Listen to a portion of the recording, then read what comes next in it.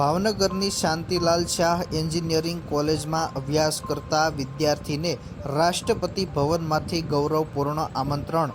સુરેન્દ્રનગર જિલ્લાના વતની અને હાલ ભાવનગરની શાંતિલાલ શાહ એન્જિનિયરિંગ કોલેજમાં અભ્યાસ કરી રહેલા પાર્થકુમાર અમૃતભાઈ મોરડિયાને રાષ્ટ્રપતિ ભવનમાંથી ગૌરવપૂર્ણ આમંત્રણ મળ્યું છે.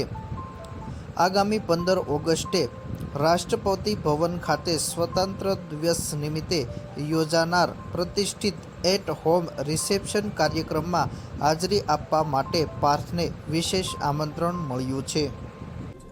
નમસ્કાર, હું મોરડિયા પાર્થકુમાર અમૃતભાઈ, મૂળ રામરાજપુર સુરેન્દ્રનગરનો વતની છું અને હાલમાં શાંતિલાલ શાહ એન્જિનિયરિંગ કોલેજ ભાવનગર ખાતે ME ફર્સ્ટ યરની અંદર અભ્યાસ કરી રહ્યો છું. 15મી ઓગસ્ટે રાષ્ટ્રપતિ ભવન ખાતે આયોજિત એટ હોમ રિસેપ્શન કાર્યક્રમનું આમંત્રણ માનનીય રાષ્ટ્રપતિજી દ્વારા મને મળવું એ મારા માટે, મારા પરિવાર માટે અને મારા સમગ્ર જિલ્લા માટે અને ખાસ મારા કોલેજ માટે ખૂબ જ ગર્વની અનુભૂતિ છે. આ અવસર મને મળવો એ ખાલી મારા એકલાનું વ્યક્તિગત સન્માન નથી, પરંતુ આ એ દરેક યુવાનનું સન્માન છે કે જે નિસ્વાર્થ ભાવે રાષ્ટ્ર નિર્માણ અને ભારતને વિકસિત બનાવવા માટે કાર્ય કરી રહ્યો છે. અને આ એ વાતનું પ્રમાણ છે કે દેશના પ્રથમ નાગરિક માનનીય શ્રી રાષ્ટ્રપતિજીને દેશના યુવાનોના યોગદાનનું કેટલું મહત્ત્વ છે અને તેઓ કઈ રીતે યુવાનોના યોગદાનને બિરદાવી રહ્યા છે. પહેલી પ્રતિક્રિયા તો માનવામાં નહોતું આવતું કે આટલું મોટું આમંત્રણ મને મળી શકે. અને પરિવાર જ્યારે સૌથી પહેલાં પોસ્ટ ઓફિસમાંથી સાહેબો આવ્યા, અધિકારીશ્રીઓએ મને આમંત્રણ પાઠવ્યું, ત્યારે પરિવારને તો એ ખબર જ નહોતી કે આ શું આવી રહ્યું છે, આ આટલી બધી સાઇન કેમ લે છે, ફોટો વિડીયો કેમ થઈ રહ્યા છે. પછી એમને જ્યારે મેં જણાવ્યું કે આ રીતે રાષ્ટ્રપતિ ભવનમાંથી આમંત્રણ આવ્યું છે, ત્યારે તેઓ ખૂબ ખુશ હતા.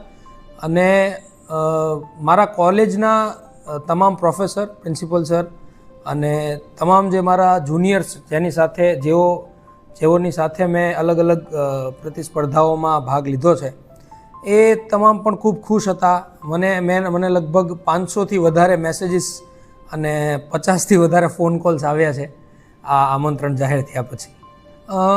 મુખ્ય પડકારોની વાત કરીએ તો સૌથી મોટો પડકાર તો ટાઈમ મેનેજમેન્ટનો આવ્યો કે એન્જિનિયરિંગ જેવા વ્યસ્ત અને ખૂબ જ અટેન્શન માગેલી એવા અભ્યાસક્રમમાં જોડાવું અને સાથે સાથે આટલી બધી સ્પર્ધાઓમાં ભાગ લેવો, તો ટાઈમ મેનેજમેન્ટ કરવો ખૂબ અઘરો હતો. અને સાથે જ ઘણી વખત એવું થતું કે એક સ્પર્ધા અમદાવાદમાં હોય તો બીજી સ્પર્ધા રાજકોટ કે ભાવનગરમાં આયોજિત હોય, અને એ પણ એક આજે હોય તો બીજી કાલે હોય, તો થોડું ટ્રાન્સપોર્ટેશનમાં બી પ્રશ્નો આવ્યા. પણ કહેવાય ને કે હિંમત અને મહેનત કરો તો કોઈ પણ પડકાર મોટો નથી હોતો. એટલે પડકારની સામે જોયા વગર મેં માત્ર મારા ગોલ અને કોમ્પિટિશનને જીતવા ઉપર મહત્ત્વ આપ્યું.